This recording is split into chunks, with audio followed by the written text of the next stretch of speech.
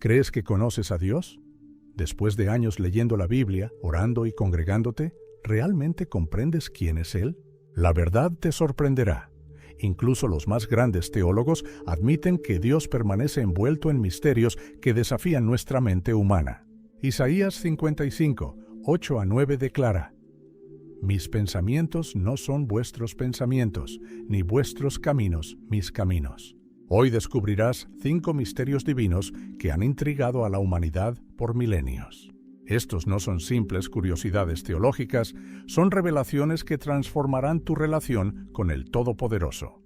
Prepárate para un viaje que sacudirá tus fundamentos espirituales y te acercará al Dios verdadero. ¿Estás listo para conocer al Dios que pensabas conocer? Imagina por un momento que alguien te pregunta ¿cuándo nació Dios? Tu mente se queda en blanco, ¿verdad? Es que Dios nunca tuvo un principio. Moisés escribió en el Salmo 92: Antes que naciesen los montes y formases la tierra y el mundo, desde el siglo y hasta el siglo, tú eres Dios. Esta declaración rompe todo lo que conocemos sobre la existencia. Nosotros nacemos, crecemos y morimos.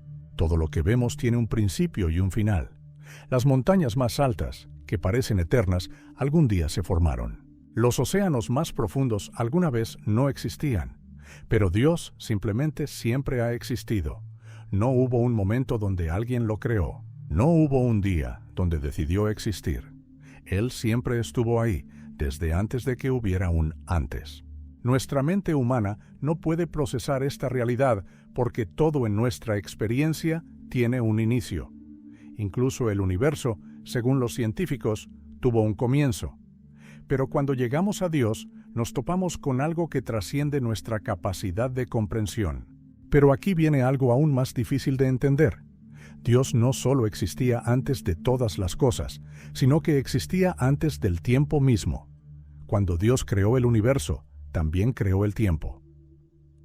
Antes de Génesis 1:1, no había relojes, no había días, no había años. El tiempo era algo que no existía. Era como si Dios viviera en una dimensión completamente diferente donde el tiempo no tenía sentido. Nosotros no podemos imaginar cómo es vivir sin tiempo porque toda nuestra vida depende de él. Nos despertamos a una hora específica, comemos cuando nuestro estómago nos dice que es hora, dormimos cuando oscurece. Nuestros corazones laten siguiendo un ritmo temporal. Envejecemos segundo a segundo. Pero Dios existía en una realidad donde estas cosas no tenían ningún significado. No había un antes de su existencia porque no había tiempo para medirlo. Esta paradoja nos lleva a preguntarnos, ¿cómo puede algo existir sin tiempo? Es un misterio que nuestras mentes finitas no pueden resolver completamente. Cuando Dios se encontró con Moisés en la zarza ardiente, le reveló algo extraordinario sobre su naturaleza. Moisés preguntó cómo debía llamarlo cuando hablara con los israelitas, y Dios respondió algo que nadie esperaba. En Éxodo 3:14 leemos: Y respondió Dios a Moisés: Yo soy el que soy. Y dijo: Así dirás a los hijos de Israel: Yo soy, me envió a vosotros. Esta respuesta no era solo un nombre, era una declaración profunda de su existencia única. Mientras nosotros decimos, yo era niño, yo soy adulto, o yo seré anciano, Dios dice simplemente, yo soy. Él existe en un presente eterno, sin pasado que lo limite ni futuro que lo preocupe.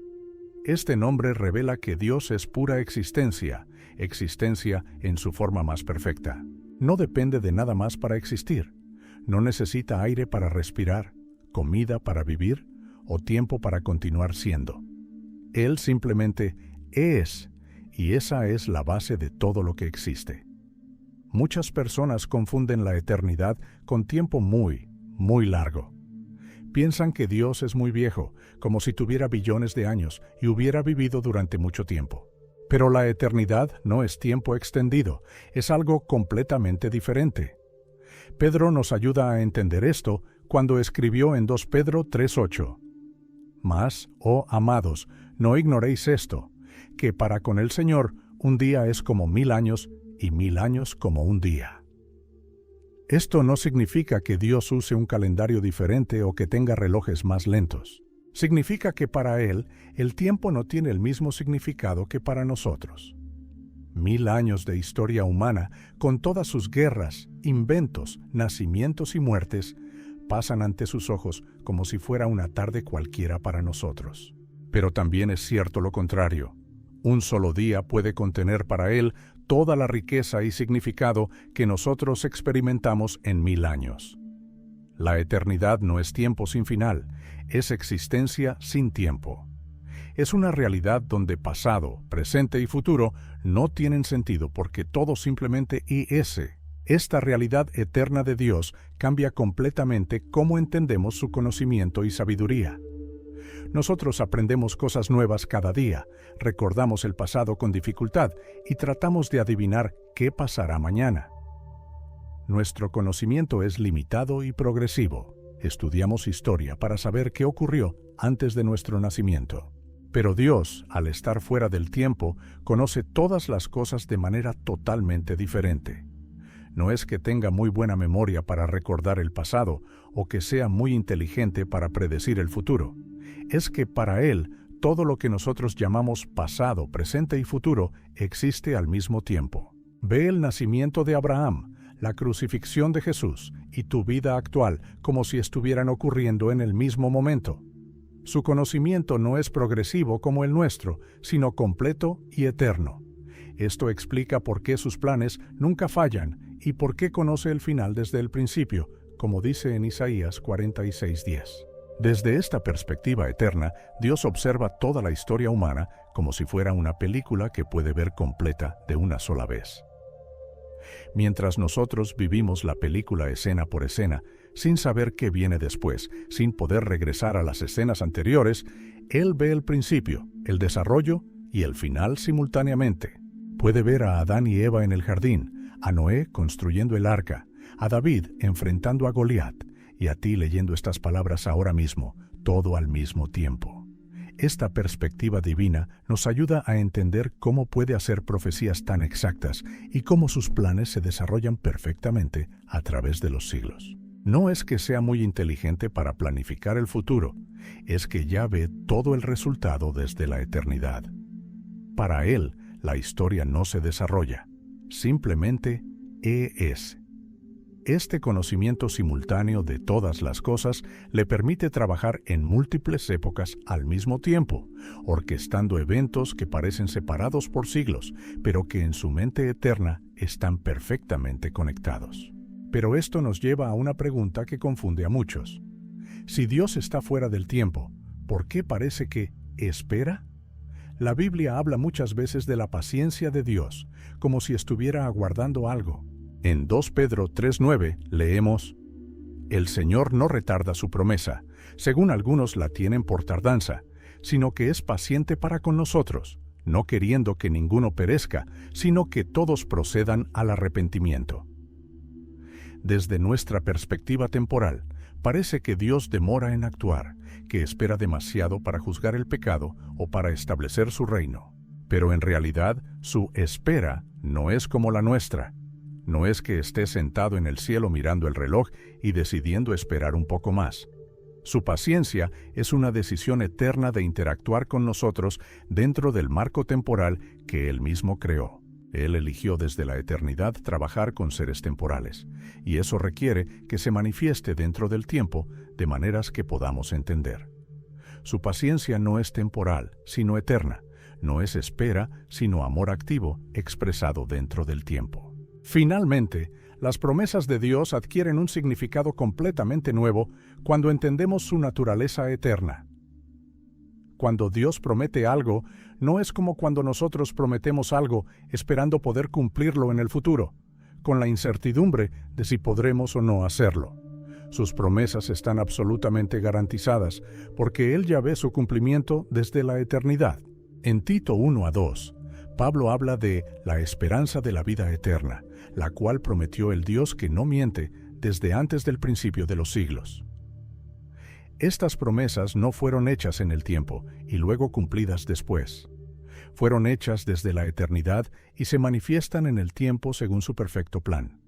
Cuando Dios prometió a Abraham una descendencia, cuando prometió un Mesías, cuando promete vida eterna a los creyentes, estas promesas vienen respaldadas por su naturaleza eterna. No dependen del tiempo ni de las circunstancias cambiantes, porque fueron establecidas desde una dimensión que está más allá de ambas. Para Dios, prometer y cumplir son aspectos de la misma realidad eterna. Cuando decimos que Dios está en todas partes, muchas personas piensan que es como un gas invisible que llena todo el espacio. Pero la omnipresencia de Dios es mucho más que simplemente estar ubicado en muchos lugares al mismo tiempo. Imagina la diferencia entre una gota de agua que se extiende y cubre una mesa, y el aire que no solo cubre, sino que penetra, sostiene y da vida a todo lo que toca. La ubicuidad sería como esa gota extendida, pero la verdadera omnipresencia divina es como el aire y mucho más. Dios no se divide en pedacitos para estar en diferentes lugares. Él está completamente presente en cada lugar al mismo tiempo. En tu habitación, Dios no está solo una parte de él, sino que está completamente ahí. En el otro lado del mundo también está completamente presente. No es que se reparta entre los lugares, sino que su presencia total llena cada espacio. Es como si cada lugar del universo fuera el centro de su atención al mismo tiempo. Esta realidad trasciende nuestra comprensión porque nosotros solo podemos estar en un lugar a la vez y cuando nos movemos dejamos el lugar anterior. El rey David entendió esta realidad de una manera muy personal y a veces incómoda. En el Salmo 139, versículos 7 a 10, escribió: ¿A dónde me iré de tu espíritu? ¿Y a dónde huiré de tu presencia? Si subiere a los cielos, allí estás tú. Y si en el Seol hiciere mi estrado, he aquí, allí tú estás. Si tomaré las alas del alba y habitare en el extremo del mar, aun allí me guiará tu mano y me asirá tu diestra. David no estaba celebrando esta realidad. Estaba reconociendo que es imposible escapar de Dios. Había momentos en su vida donde quería huir, donde deseaba esconderse de la mirada divina. Pero se dio cuenta de que no importaba a dónde fuera. Dios ya estaba ahí esperándolo. Si volara a las alturas más elevadas del cielo, Dios estaría ahí. Si descendiera a las profundidades más oscuras de la tierra, Dios también estaría ahí. Si pudiera viajar a la velocidad de la luz hasta los rincones más lejanos del universo, llegaría solo para encontrar que Dios ya estaba presente en ese lugar. No hay un lejos de Dios en todo el universo creado. Esta omnipresencia divina toma una dimensión aún mayor cuando consideramos las palabras que Dios mismo pronunció a través del profeta Jeremías. En Jeremías 23:24 declaró: ¿Se ocultará alguno, dice Jehová, en escondrijos que yo no lo vea? ¿No lleno yo, dice Jehová, el cielo y la tierra? Aquí Dios no solo dice que está en el cielo y la tierra, sino que los llena completamente. Es como si el universo entero fuera un recipiente y Dios fuera el contenido que lo llena hasta rebosar. Pero incluso esta analogía se queda corta porque Dios no está contenido por el universo como el agua está contenida por un vaso. Más bien, el universo existe dentro de Dios. Él trasciende todo lo que ha creado y al mismo tiempo está íntimamente presente en cada átomo, cada molécula, cada partícula de todo lo que existe. Las galaxias más distantes no están lejos de Él, y las partículas más pequeñas no son demasiado insignificantes para su presencia. Todo existe y se sostiene dentro de su inmensidad divina. Pero la Biblia también nos enseña que hay diferentes maneras en que Dios manifiesta su presencia. Durante el tiempo del Antiguo Testamento, Dios eligió manifestarse de manera especial en el tabernáculo y después en el templo de Salomón. Cuando se completó el tabernáculo, Éxodo 40, 34 a 35, nos dice: Entonces una nube cubrió el tabernáculo de reunión, y la gloria de Jehová llenó el tabernáculo. Y no podía Moisés entrar en el tabernáculo de reunión, porque la nube estaba sobre él, y la gloria de Jehová lo llenaba. Esta presencia especial no significaba que Dios no estuviera en otros lugares, sino que había elegido manifestar su gloria de una manera particular en ese espacio sagrado. Era como si hubiera decidido hacer visible lo que siempre era real, su presencia. El templo se convirtió en el lugar donde su presencia general se hacía tangible y visible para su pueblo. Los israelitas podían ir allí sabiendo que encontrarían a Dios de manera especial, aunque Él nunca había dejado de estar presente en todas partes. Esta manifestación especial de la presencia divina alcanzó una nueva dimensión con la llegada de Cristo y la era de la Iglesia. Pablo escribió a los Corintios algo revolucionario en 1 Corintios 6, 19. ¿O ignoráis que vuestro cuerpo es templo del Espíritu Santo, el cual está en vosotros, el cual tenéis de Dios, y que no sois vuestros? Ahora, cada persona que cree en Cristo se convierte en un templo viviente donde Dios habita de manera especial. Esto no contradice su omnipresencia, sino que la personaliza de una manera única.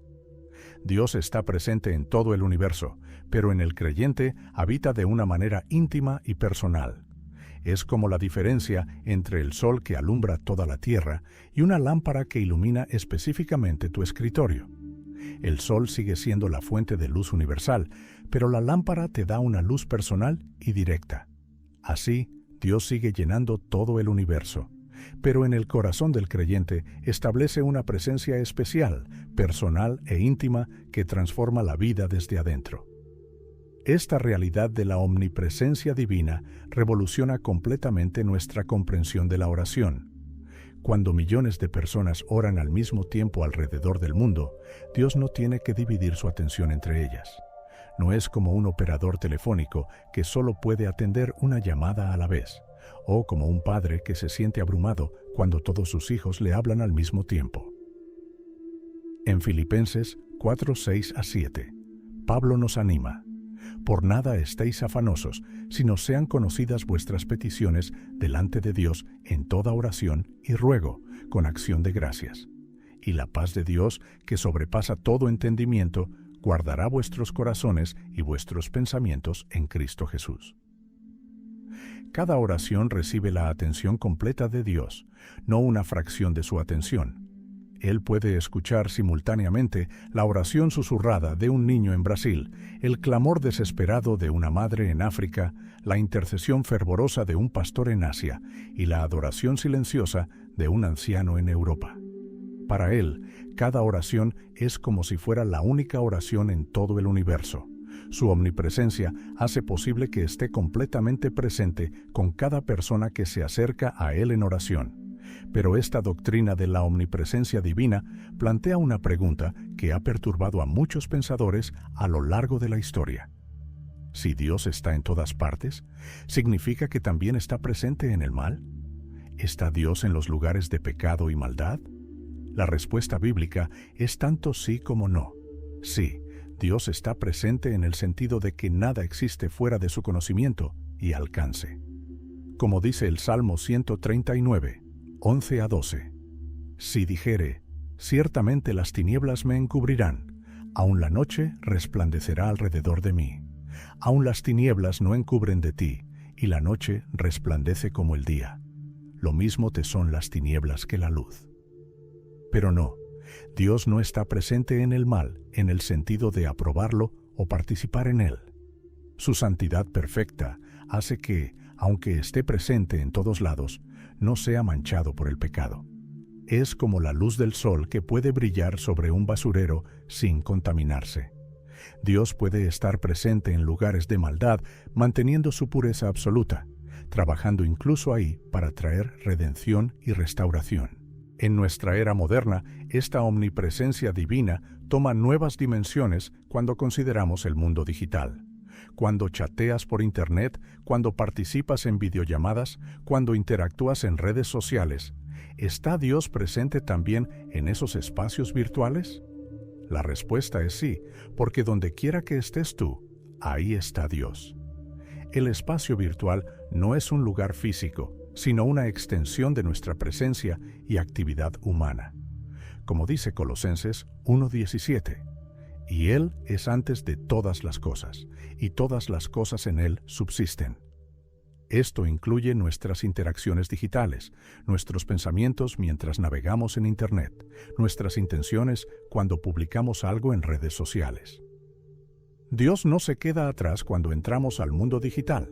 Él está presente cuando escribes un mensaje, cuando ves un video, cuando participas en una reunión virtual.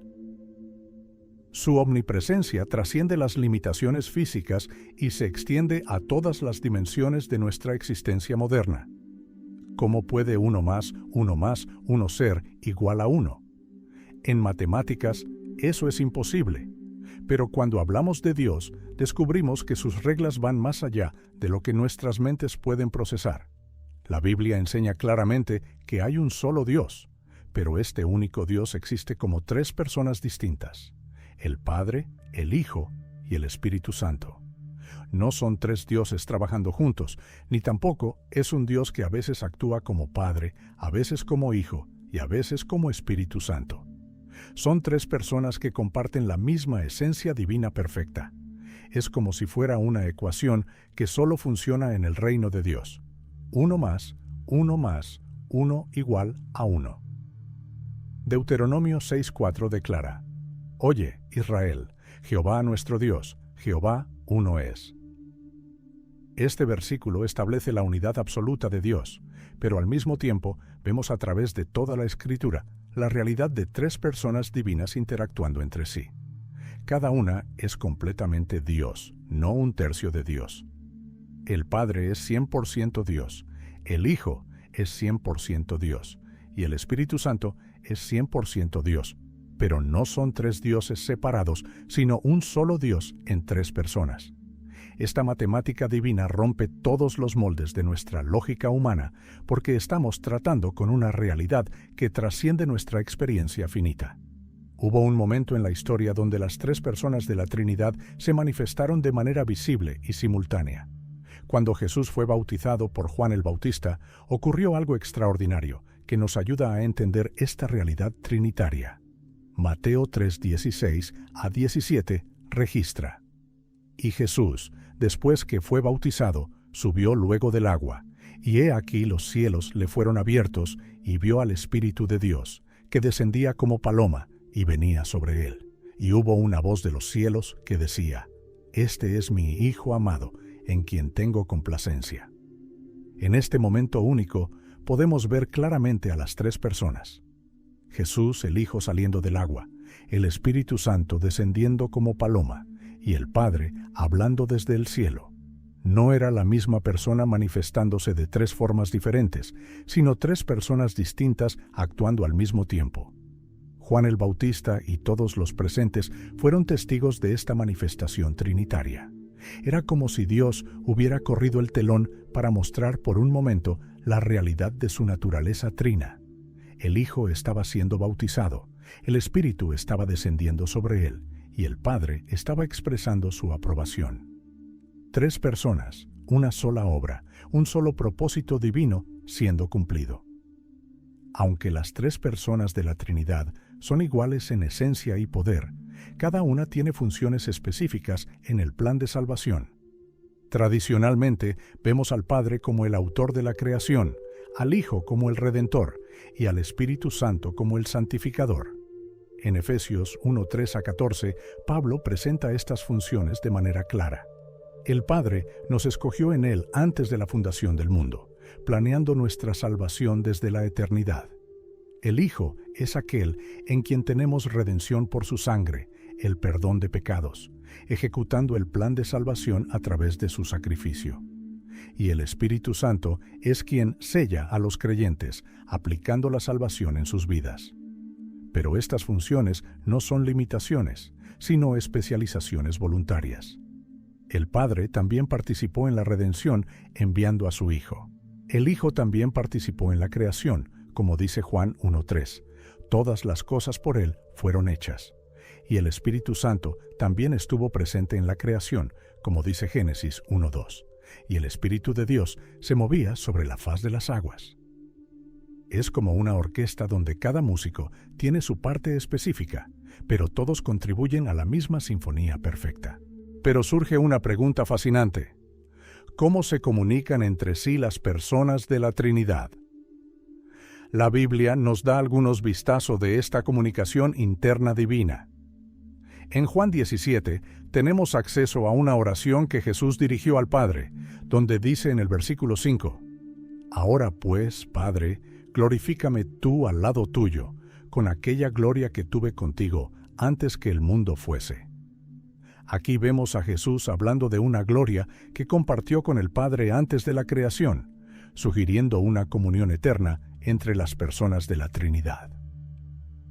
En Juan 16, 13, 14, Jesús habla del Espíritu Santo diciendo, «Pero cuando venga el Espíritu de verdad, Él os guiará a toda la verdad, porque no hablará por su propia cuenta, sino que hablará todo lo que oyere, y os hará saber las cosas que habrán de venir. Él me glorificará, porque tomará de lo mío y os lo hará saber». Esto sugiere una comunicación constante entre el Hijo y el Espíritu Santo. No sabemos exactamente cómo funciona esta comunicación divina, pero sabemos que existe una perfecta armonía y entendimiento entre las tres personas desde la eternidad. Una de las cosas que más confunde a las personas sobre la Trinidad es ver a Jesús orando al Padre. Si Jesús es Dios, ¿por qué necesitaba orar? ¿Se estaba orando a sí mismo? La respuesta está en entender que Jesús era completamente Dios y completamente hombre al mismo tiempo. Como hombre, necesitaba comunicarse con el Padre. Como Dios, era una persona distinta del Padre. En el huerto de Getsemaní, Lucas 22:42 registra su oración, diciendo, «Padre, si quieres, pasa de mí esta copa, pero no se haga mi voluntad, sino la tuya». Aquí vemos claramente dos voluntades, la humana de Jesús que preferiría evitar el sufrimiento, y la divina del Padre que requería el sacrificio para la salvación. No era una conversación consigo mismo, sino una genuina comunicación entre dos personas de la Trinidad. Jesús, en su humanidad, se sometía a la voluntad del Padre, mientras que en su divinidad compartía la misma esencia y propósito. Era como si hubiera dos naturalezas en una persona, la divina que conocía perfectamente el plan, y la humana que experimentaba la angustia real del sufrimiento que se acercaba. Dentro de la Trinidad existe algo que parece contradictorio, igualdad perfecta, pero diferencia en funciones. Filipenses 2, 6-8 explica esta aparente paradoja.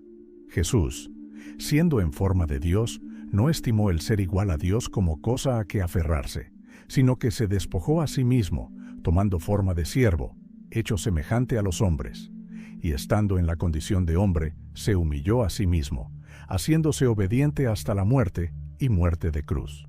Jesús era igual al Padre en esencia divina, pero voluntariamente se sometió al plan del Padre para la salvación. Esta sumisión no era porque fuera inferior, sino porque era su función específica en el plan trinitario. Es como en una empresa donde el presidente y el vicepresidente pueden tener el mismo valor como personas, pero tienen diferentes roles y responsabilidades. La sumisión funcional no implica inferioridad en esencia. El Hijo se somete al Padre, y el Espíritu Santo procede del Padre y del Hijo, pero los tres son igualmente divinos, igualmente eternos, igualmente poderosos. Es una sumisión de amor y propósito, no de inferioridad. Lo que hace aún más misterioso el concepto de la Trinidad es que la Biblia aplica los mismos títulos y atributos divinos a las tres personas. Al Padre se le llama Dios en Juan 6:27. Porque a éste señaló Dios el Padre. Al Hijo se le llama Dios en Juan 1:1. En el principio era el Verbo, y el Verbo era con Dios, y el Verbo era Dios. Al Espíritu Santo se le llama Dios cuando Pedro le dice a Ananías en Hechos 5:3-4. Ananías, ¿por qué llenó Satanás tu corazón para que mintieses al Espíritu Santo? No has mentido a los hombres, sino a Dios. Los tres son llamados Señor, los tres son llamados Santo, los tres poseen atributos divinos como omnisciencia, omnipotencia y omnipresencia. En 2 Corintios 13:14, Pablo bendice a los corintios diciendo: La gracia del Señor Jesucristo, el amor de Dios y la comunión del Espíritu Santo sean con todos vosotros. Aquí vemos a las tres personas mencionadas en igualdad, cada una contribuyendo algo único, pero divino, a la experiencia del creyente. No son tres dioses con diferentes grados de divinidad, sino un Dios revelándose en tres personas con la misma esencia divina perfecta. A lo largo de la historia, las personas han tratado de explicar la Trinidad usando analogías, pero todas se quedan cortas. Algunos dicen que es como el agua que puede ser líquida, vapor o hielo, pero esto sugiere que Dios cambia de forma, cuando en realidad las tres personas existen simultáneamente. Otros la comparan con un huevo que tiene cáscara, clara y yema, pero esto sugiere que cada persona es solo una parte de Dios. Algunos la comparan con una persona que es padre, esposo e hijo al mismo tiempo, pero esto sugiere que es la misma persona con diferentes roles. Cada analogía humana falla porque estamos tratando de explicar una realidad infinita con ejemplos finitos. Como dice Isaías 55:9, como son más altos los cielos que la tierra, así son mis caminos más altos que vuestros caminos, y mis pensamientos más que vuestros pensamientos. La Trinidad es un misterio que trasciende nuestra capacidad de comprensión completa. Podemos conocer la verdad sobre ella a través de la revelación bíblica, pero no podemos explicarla completamente con nuestra lógica humana. Es una realidad que debemos aceptar por fe, basándonos en lo que Dios mismo ha revelado sobre su naturaleza en su palabra. Una de las declaraciones más impactantes de toda la Biblia se encuentra en la carta de Pablo a los Efesios. En el capítulo 1, versículo 4, el apóstol escribió: según nos escogió en Él antes de la fundación del mundo, para que fuésemos santos y sin mancha delante de Él. Estas palabras nos transportan a un momento que nuestra mente no puede procesar completamente. Antes de que existiera el universo, antes de que hubiera estrellas, planetas o vida, Dios ya había tomado decisiones sobre quiénes serían salvos. Pero aquí surge la pregunta que ha dividido a teólogos durante siglos. ¿Cuándo exactamente decidió Dios? Si Dios existe fuera del tiempo, ¿tiene sentido hablar de un cuándo? La frase antes de la fundación del mundo no se refiere a un momento específico en el tiempo, sino a la eternidad que precede al tiempo. Es como si Pablo estuviera diciéndonos que en la mente eterna de Dios, mucho antes de crear el primer átomo, ya existía un plan perfecto que incluía tu salvación si eres creyente. No fue una decisión tomada después de ver cómo actuarías, ni tampoco una reacción a tus buenas obras futuras. Fue una elección divina hecha desde la eternidad, basada únicamente en su gracia y propósito soberano. Esto significa que tu salvación no comenzó cuando dijiste sí a Jesús, sino que tiene raíces en la eternidad pasada, en el corazón mismo de Dios antes de que cualquier cosa existiera. El versículo continúa diciendo que esta elección fue hecha en amor, lo que nos asegura que no fue una decisión fría o calculada, sino una expresión del amor eterno de Dios. Imagina que alguien te dijera que te amaba desde antes de que nacieras, desde antes de que tus padres se conocieran, desde antes de que la humanidad existiera. Eso es exactamente lo que este versículo está declarando sobre el amor de Dios hacia los elegidos.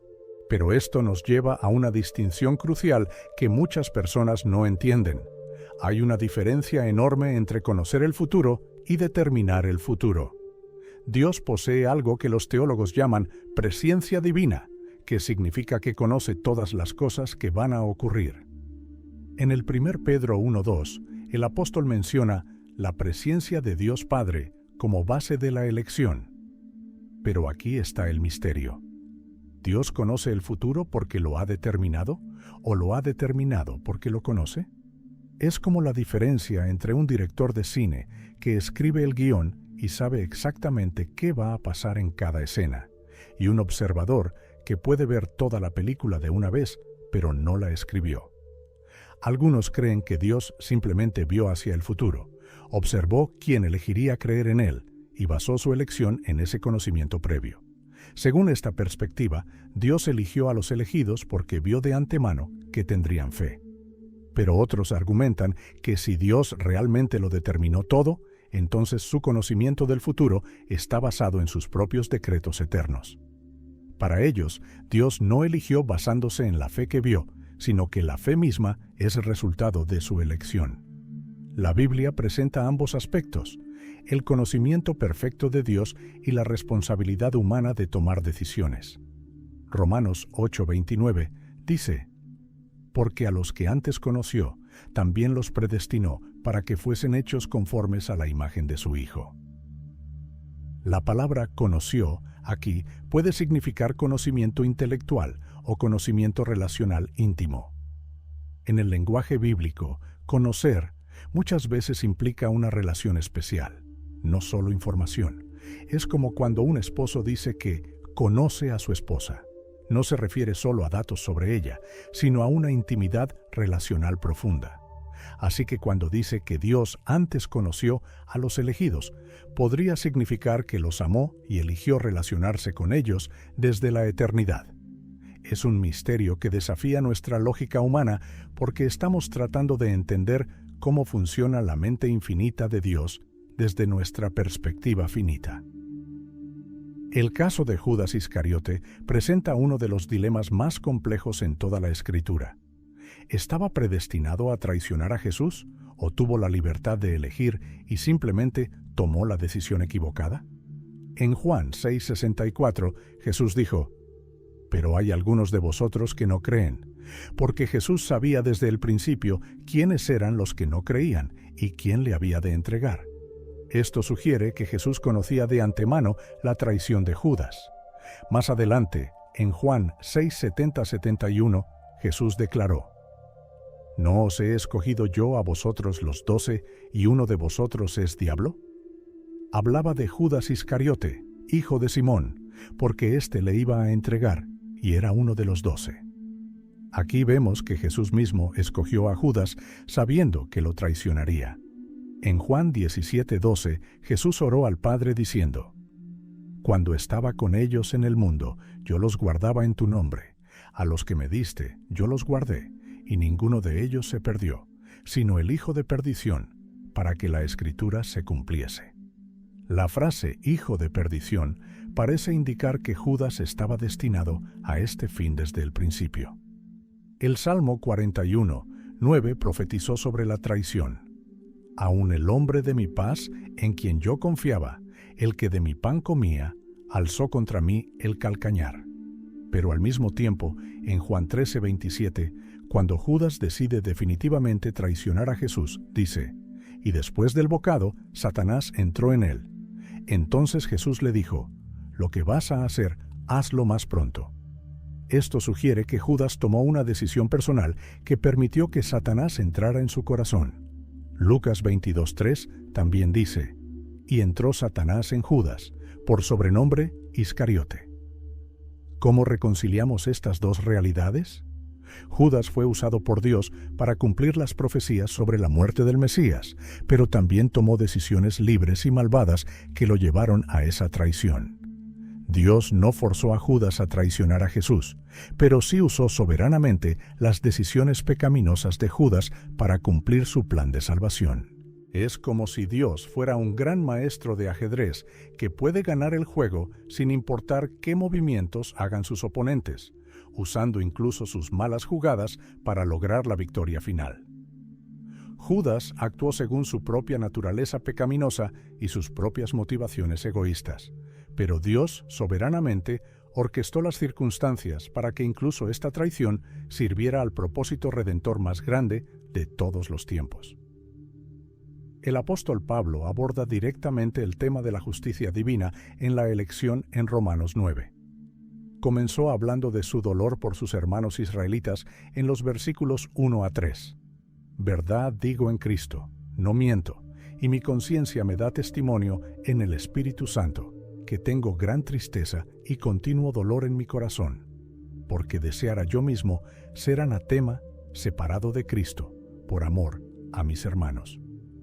Luego explica que no todos los descendientes físicos de Abraham son hijos de la promesa, sino que los que son hijos según la carne, estos no son los hijos de Dios, sino que los hijos de la promesa son contados como descendientes.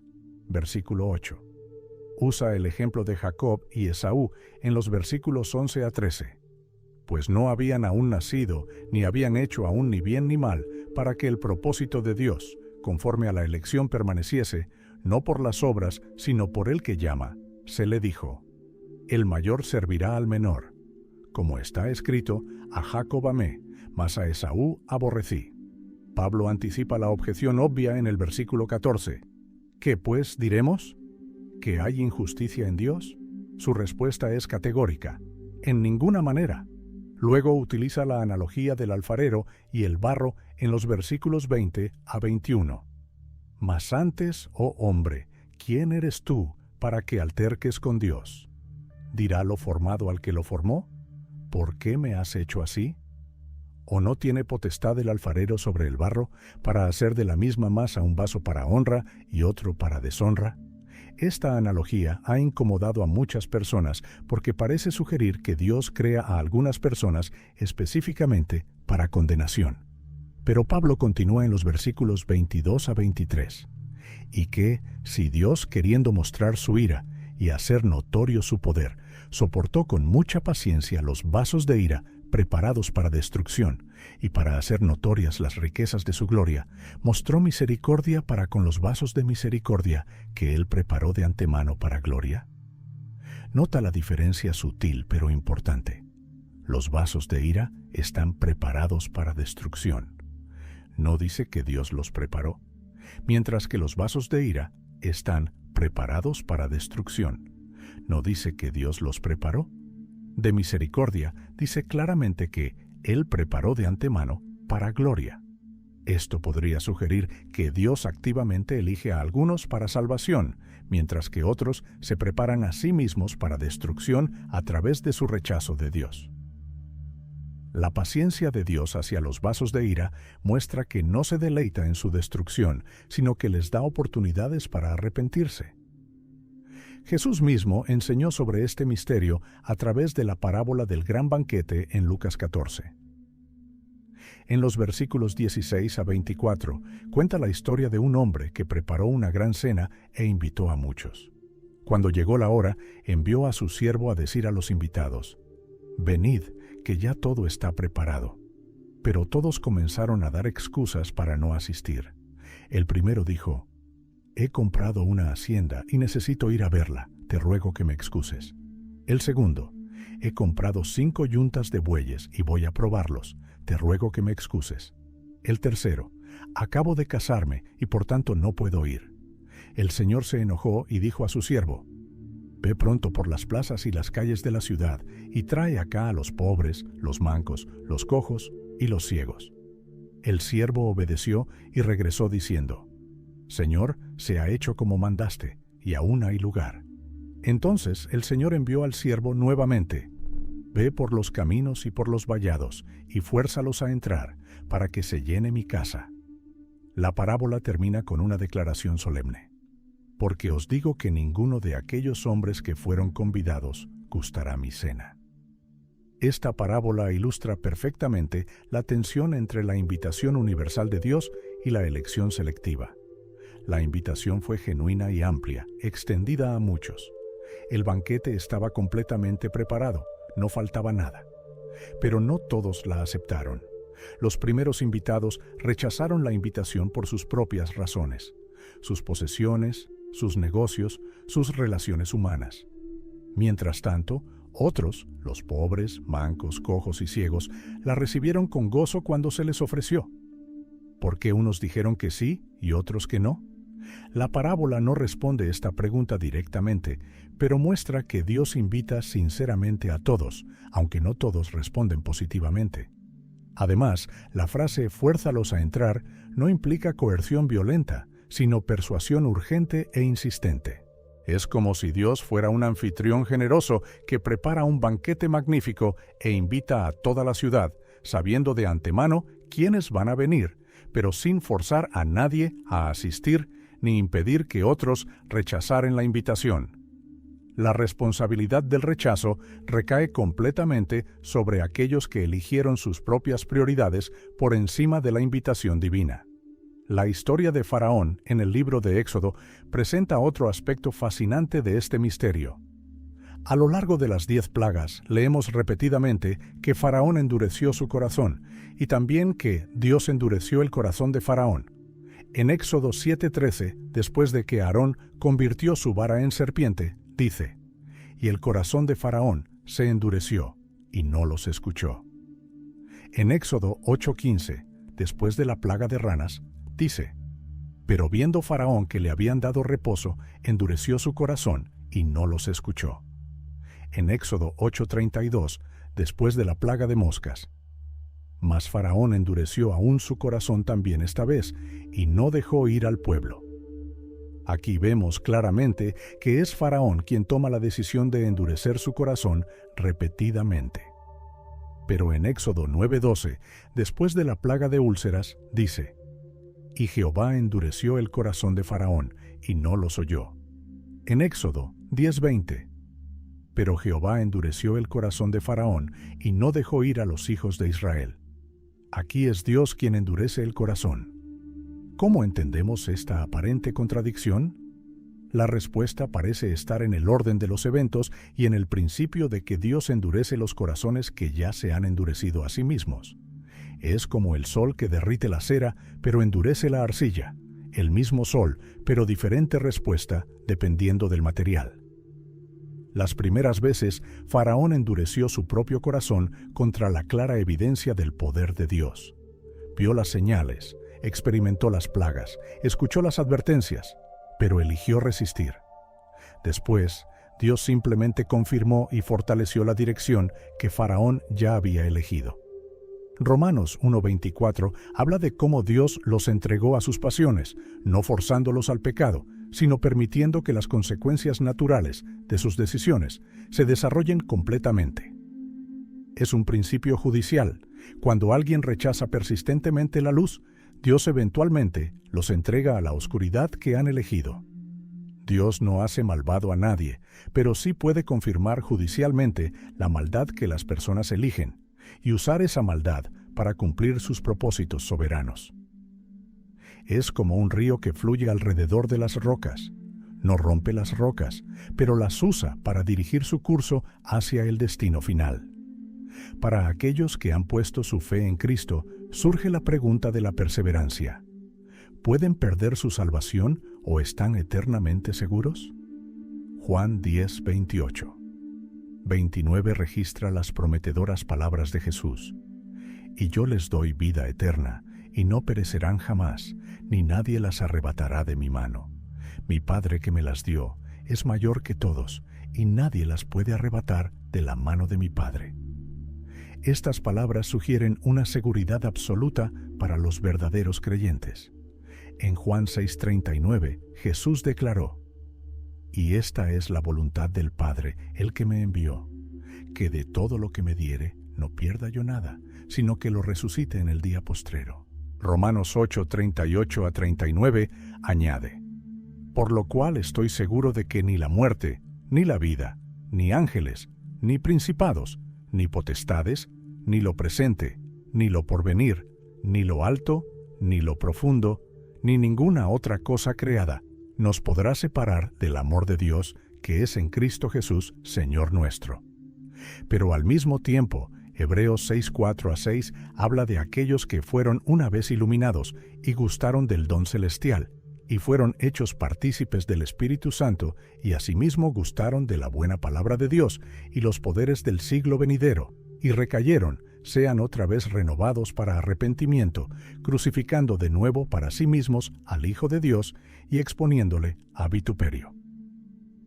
Esto parece sugerir que es posible que alguien que experimentó realidades espirituales genuinas pueda alejarse de la fe de manera irreversible. Hebreos 10:26-27 añade: «Porque si pecásemos voluntariamente después de haber recibido el conocimiento de la verdad, ya no queda más sacrificio por los pecados, sino una horrenda expectación de juicio y de hervor de fuego que ha de devorar a los adversarios». ¿Cómo reconciliamos estos pasajes aparentemente contradictorios? Algunos creen que la verdadera fe siempre persevera y que aquellos que se alejan nunca tuvieron fe genuina, basándose en 1 Juan 2:19. Salieron de nosotros, pero no eran de nosotros, porque si hubiesen sido de nosotros, habrían permanecido con nosotros. Otros creen que es posible perder la salvación a través de la apostasía deliberada y persistente. Pero hay un punto en el que la mayoría está de acuerdo. La verdadera salvación incluye tanto la seguridad divina como la responsabilidad humana. 1 Pedro 1:5 dice que somos guardados por el poder de Dios, mediante la fe para alcanzar la salvación. Es Dios quien guarda, pero es mediante nuestra fe. Es como caminar por un sendero seguro con un guía experto. El sendero es seguro y el guía es confiable. Pero aún necesitas seguir caminando y confiar en el guía. Al final, el misterio más profundo de todos es cómo funciona exactamente la salvación en la intersección entre la gracia divina y la respuesta humana.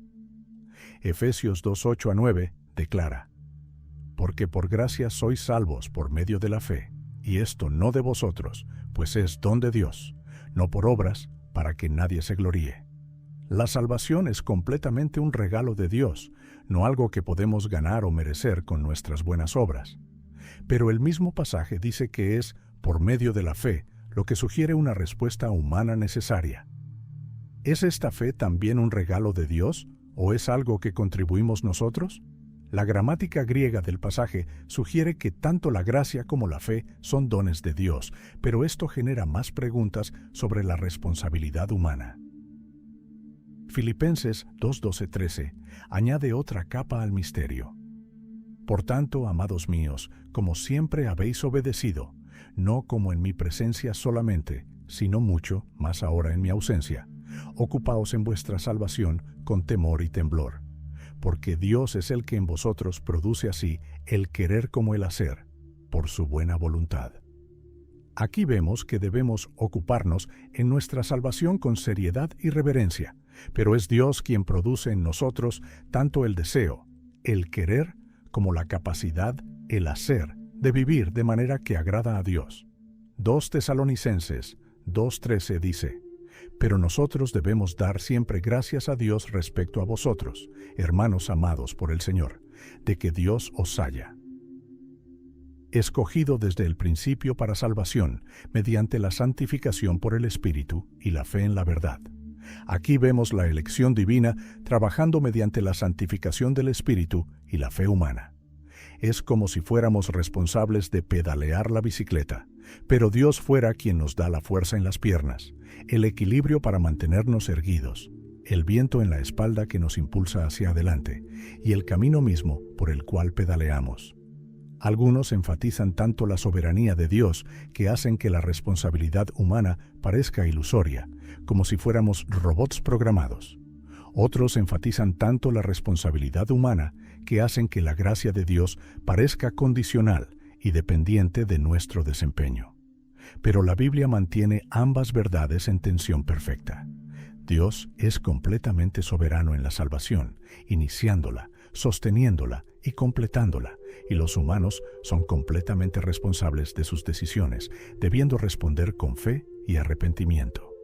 Es un misterio que trasciende nuestra lógica finita, pero que se resuelve perfectamente en la mente infinita de Dios, quien puede ser completamente soberano sin anular la responsabilidad humana real. Positivamente, es como si Dios fuera un anfitrión generoso que prepara un banquete magnífico e invita a toda la ciudad, sabiendo de antemano quiénes van a venir, pero sin forzar a nadie a asistir, ni impedir que otros rechacen la invitación. La historia de Faraón en el libro de Éxodo presenta otro aspecto fascinante de este misterio. A lo largo de las 10 plagas, leemos repetidamente que Faraón endureció su corazón y también que Dios endureció el corazón de Faraón. En Éxodo 8:15, después de la plaga de ranas, dice: «Pero viendo Faraón que le habían dado reposo, endureció su corazón y no los escuchó». Aquí es claramente Faraón quien toma la decisión de endurecer su corazón. Pero en Éxodo 9:12, después de la plaga de úlceras, dice: «Y Jehová endureció el corazón de Faraón, y no los oyó». Aquí es Dios quien endurece el corazón. ¿Cómo entendemos esta aparente contradicción? La respuesta parece estar en que Dios endurece los corazones que ya se han endurecido a sí mismos. Es como el sol que derrite la cera, pero endurece la arcilla. El mismo sol, pero diferente respuesta dependiendo del material. Las primeras veces, Faraón endureció su propio corazón contra la clara evidencia del poder de Dios. Después, Dios simplemente confirmó y fortaleció la dirección que Faraón ya había elegido. Romanos 1:24 habla de cómo Dios los entregó a sus pasiones, no forzándolos al pecado, sino permitiendo que las consecuencias naturales de sus decisiones se desarrollen completamente. Dios no hace malvado a nadie, pero sí puede usar la maldad que las personas eligen para cumplir sus propósitos soberanos. Es como un río que fluye alrededor de las rocas. No rompe las rocas, pero las usa para dirigir su curso hacia el destino final. Para aquellos que han puesto su fe en Cristo, surge la pregunta de la perseverancia. ¿Pueden perder su salvación o están eternamente seguros? Juan 10:28. 29.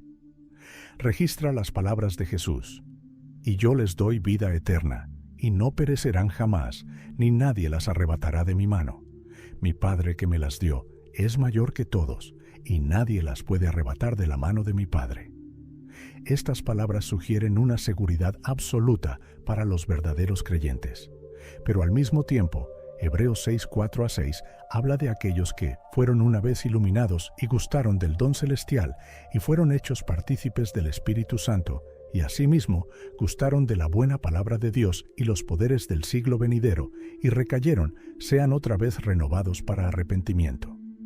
Esto parece sugerir que es posible que alguien que experimentó realidades espirituales genuinas pueda alejarse de la fe. ¿Cómo reconciliamos estos pasajes? Algunos creen que la verdadera fe siempre persevera, y que aquellos que se alejan nunca tuvieron fe genuina. Otros creen que es posible perder la salvación a través de la apostasía deliberada. Pero hay un punto en el que la mayoría está de acuerdo. La verdadera salvación incluye tanto la seguridad divina como la responsabilidad humana. 1 Pedro 1:5 dice que somos guardados por el poder de Dios mediante la fe para alcanzar la salvación. Es Dios quien guarda, pero es mediante nuestra fe. Es como caminar por un sendero seguro con un guía experto. El sendero es seguro y el guía es confiable, pero aún necesitas seguir caminando y confiar en el guía. Al final, el misterio más profundo de todos es cómo funciona exactamente la salvación en la intersección entre la gracia divina y la respuesta humana. Efesios 2:8-9 declara: Porque por gracia sois salvos por medio de la fe, y esto no de vosotros, pues es don de Dios, no por obras, para que nadie se gloríe. La salvación es completamente un regalo de Dios, no algo que podemos ganar o merecer. Pero el mismo pasaje dice que es por medio de la fe, lo que sugiere una respuesta humana. ¿Es esta fe también un regalo de Dios, o es algo que contribuimos nosotros? Filipenses 2:12-13 añade otra capa al misterio. Por tanto, amados míos, como siempre habéis obedecido, no como en mi presencia solamente, sino mucho, más ahora en mi ausencia, ocupaos en vuestra salvación con temor y temblor, porque Dios es el que en vosotros produce así el querer como el hacer, por su buena voluntad. Aquí vemos que debemos ocuparnos en nuestra salvación, pero es Dios quien produce en nosotros tanto el querer como el hacer. Es como si fuéramos responsables de pedalear la bicicleta, pero Dios fuera quien nos da la fuerza en las piernas, el equilibrio para mantenernos erguidos y el viento en la espalda que nos impulsa hacia adelante. Algunos enfatizan tanto la soberanía de Dios que hacen que la responsabilidad humana parezca ilusoria. Otros enfatizan tanto la responsabilidad humana que hacen que la gracia de Dios parezca condicional. Pero la Biblia mantiene ambas verdades en tensión. Dios es completamente soberano en la salvación, y los humanos son completamente responsables de sus decisiones. Es un misterio que trasciende nuestra lógica, pero que se resuelve perfectamente en la mente infinita de Dios. Job era un hombre perfecto y recto que temía a Dios y se apartaba del mal. Tenía 7 hijos, 3 hijas, 7,000 ovejas, 3,000 camellos, 500 yuntas de bueyes y 500 asnas. Era el hombre más grande de todos los orientales, pero un día todo cambió de manera devastadora. En una sola jornada perdió todos sus bienes, todos sus hijos murieron y su cuerpo se llenó de llagas malignas desde la planta del pie hasta la coronilla. Su esposa le dijo: ¿Aún retienes tu integridad? Maldice a Dios y muérete. Pero Job respondió: ¿Qué? ¿Recibiremos de Dios el bien y el mal no lo recibiremos? Durante todo este sufrimiento extremo, Job 1:22 dice: En todo esto no pecó Job, ni atribuyó a Dios despropósito alguno.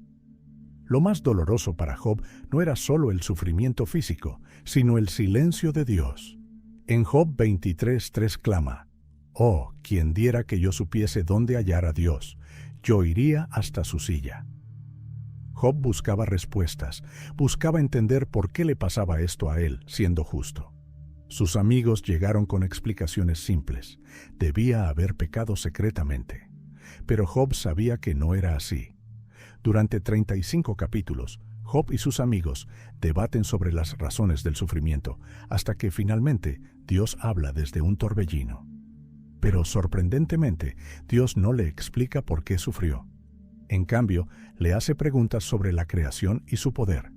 Al final, Job 42, 2-3 registra la respuesta de Job. Yo conozco que todo lo puedes y que no hay pensamiento que se esconda de ti. Por tanto, yo hablaba lo que no entendía, cosas demasiado maravillosas para mí que yo no comprendía. La pregunta que ha atormentado a la humanidad durante milenios es esta: si Dios es completamente bueno y completamente poderoso, ¿por qué permite que exista el mal y el sufrimiento? Lógicamente, parece que si Dios puede detener el sufrimiento, pero no lo hace, entonces no es completamente bueno. Y si quiere detenerlo, pero no puede, entonces no es completamente poderoso. Esta paradoja ha llevado a muchos a cuestionar la existencia de Dios o su carácter. Pero la Biblia presenta una perspectiva diferente. Habacuc 1, 2-3 expresa esta angustia. ¿Hasta cuándo, oh Jehová, clamaré, y no oirás? Y daré voces a ti a causa de la violencia, ¿y no salvarás? ¿Por qué me haces ver iniquidad y haces que vea molestia? Destrucción y violencia están delante de mí, y pleito y contienda se levantan. El profeta estaba confundido por la aparente inactividad de Dios ante la injusticia. Pero Dios le respondió que estaba trabajando de maneras que Habacuc no podía ver ni entender. La respuesta bíblica no niega la realidad del mal, ni minimiza el sufrimiento. En cambio, reconoce que vivimos en un mundo caído donde el pecado ha distorsionado todo. Génesis 3 nos muestra cómo la desobediencia humana trajo consecuencias terribles a toda la creación. Romanos 8:22 dice: Porque sabemos que toda la creación gime a una, y a una está con dolores de parto hasta ahora. El sufrimiento no es parte del diseño original de Dios, sino resultado de la rebelión contra Él. Cuando ocurre un terremoto que mata a miles de personas, cuando un huracán destruye ciudades enteras, cuando un tsunami arrasa poblaciones completas, surge inevitablemente la pregunta: ¿está Dios detrás de estas catástrofes naturales? La Biblia presenta a Dios como soberano sobre todas las fuerzas de la naturaleza. En Nahum 1:3 dice: Jehová es tardo para la ira y grande en poder, y no tendrá por inocente al culpable. Jehová marcha en la tempestad y el torbellino, y las nubes son el polvo de sus pies. Amós 3:6 pregunta: ¿habrá algún mal en la ciudad, el cual Jehová no haya hecho? Esto no significa que Dios cause maliciosamente las catástrofes, sino que nada ocurre fuera de su conocimiento y control soberano. En algunos casos, las catástrofes naturales son juicios divinos específicos, como el diluvio en tiempos de Noé o la destrucción de Sodoma y Gomorra. En otros casos, son simplemente consecuencias de vivir en un mundo físico con leyes naturales en una creación afectada por el pecado. Las placas tectónicas se mueven, los patrones climáticos cambian, y los desastres naturales ocurren porque vivimos en un planeta que funciona según leyes físicas establecidas por Dios. Jesús mismo abordó este tema en Lucas 13, 4-5, cuando algunos le preguntaron sobre los 18 que murieron cuando se les cayó encima la torre de Siloé. ¿Pensáis que eran más culpables que todos los hombres que habitan en Jerusalén? Os digo, no. Antes, si no os arrepentís, todos pereceréis igualmente. Jesús dejó claro que las tragedias no siempre son castigos por pecados específicos. Una de las formas más desgarradoras del sufrimiento es ver a niños inocentes enfermarse y morir. ¿Cómo puede un Dios justo y amoroso permitir que sufran aquellos que no han hecho nada malo? Esta pregunta tocó el corazón de David cuando su hijo recién nacido enfermó gravemente como consecuencia de su pecado con Betsabé. En 2 Samuel 12:16 dice: Entonces David rogó a Dios por el niño, y ayunó David, y entró y pasó la noche acostado en tierra. Pero el niño murió. David enfrentó la terrible realidad de que a veces los inocentes sufren por las consecuencias de los pecados de otros. En Marcos 10:14, Jesús dijo: Dejad a los niños venir a mí, y no se lo impidáis, porque de los tales es el reino de Dios. Esto nos muestra el corazón tierno de Dios hacia los niños. Pero también vivimos en un mundo donde las enfermedades genéticas, los accidentes y las tragedias afectan a personas de todas las edades, incluyendo a los más vulnerables. La Biblia no ofrece respuestas fáciles a esta realidad dolorosa. Lo que sí nos asegura es que Dios no es indiferente al sufrimiento de los inocentes. Mateo 18:10 dice: Mirad que no menospreciéis a uno de estos pequeños, porque os digo que sus ángeles en los cielos ven siempre el rostro de mi Padre que está en los cielos. Cada niño que sufre tiene la atención especial del cielo. El misterio más grande de todos es la cruz de Cristo, Dios mismo sufriendo por la humanidad. Isaías 53, 3-4 profetizó: Despreciado y desechado entre los hombres, varón de dolores, experimentado en quebranto, y como que escondimos de él el rostro, fue menospreciado, y no lo estimamos. Ciertamente llevó él nuestras enfermedades y sufrió nuestros dolores. En la cruz vemos a Dios no como un observador distante del sufrimiento humano, sino como un participante directo. Jesús experimentó hambre, sed, cansancio, tristeza, rechazo y finalmente una muerte tortuosa. En Mateo 27:46 clamó desde la cruz: Dios mío, ¿por qué me has desamparado? Por primera vez en toda la eternidad, hubo separación dentro de la Trinidad cuando el Hijo cargó con el pecado de la humanidad. 2 Corintios 5:21 explica: Al que no conoció pecado, por nosotros lo hizo pecado, para que nosotros fuésemos hechos justicia de Dios en él. El sufrimiento de Cristo no fue accidental ni involuntario, sino el plan deliberado de Dios para la salvación. Hechos 2:23 dice: A éste, entregado por el determinado consejo y anticipado conocimiento de Dios, prendisteis y matasteis por manos de inicuos, crucificándole. La cruz demuestra que Dios entiende el sufrimiento desde adentro, no desde afuera. Él no nos dice que suframos mientras permanece inmune al dolor, sino que sufrió primero y más profundamente que cualquier ser humano. Pablo escribió una de las promesas más reconfortantes, pero también más difíciles de entender en Romanos 8:28. Y sabemos que a los que aman a Dios, todas las cosas les ayudan a bien, esto es, a los que conforme a su propósito son llamados. ¿Cómo pueden todas las cosas ayudar a bien cuando vemos tragedias, enfermedades terminales, pérdidas devastadoras e injusticias terribles? Esta promesa no dice que todas las cosas son buenas en sí mismas, sino que Dios puede usar todas las cosas para el bien de aquellos que lo aman. Es como un tejedor experto que puede tomar hilos oscuros y brillantes, ásperos y suaves, para crear un tapiz hermoso. Los hilos individuales pueden parecer feos o sin propósito, pero en las manos del maestro tejedor contribuyen a un diseño magnífico. José entendió este principio cuando les dijo a sus hermanos en Génesis 50:20: Vosotros pensasteis mal contra mí, mas Dios lo encaminó a bien, para hacer lo que vemos hoy, para mantener en vida a mucho pueblo. El sufrimiento de José en la cárcel, la traición de sus hermanos, los años de separación de su familia, todo fue usado por Dios para preservar a su pueblo durante la hambruna. Esto no justifica el mal que hicieron sus hermanos, pero muestra cómo Dios puede redimir incluso las situaciones más terribles. El bien del que habla Pablo no siempre es visible en esta vida, pero siempre está trabajando hacia el propósito eterno de conformarnos a la imagen de Cristo. Hebreos 12, 6-7 presenta una perspectiva crucial sobre el sufrimiento del creyente. Porque el Señor al que ama, disciplina, y azota a todo el que recibe por hijo. Si soportáis la disciplina, Dios os trata como a hijos. Porque ¿qué hijo es aquel a quien el Padre no disciplina? Aquí vemos la diferencia entre la disciplina divina y el castigo. El castigo se enfoca en pagar por el pecado pasado, pero la disciplina se enfoca en entrenar para el futuro. Un padre no disciplina a su hijo porque lo odia, sino porque lo ama y quiere que crezca correctamente. La disciplina divina tiene propósitos específicos, según el versículo 10. Mas para lo que nos es provechoso, para que participemos de su santidad.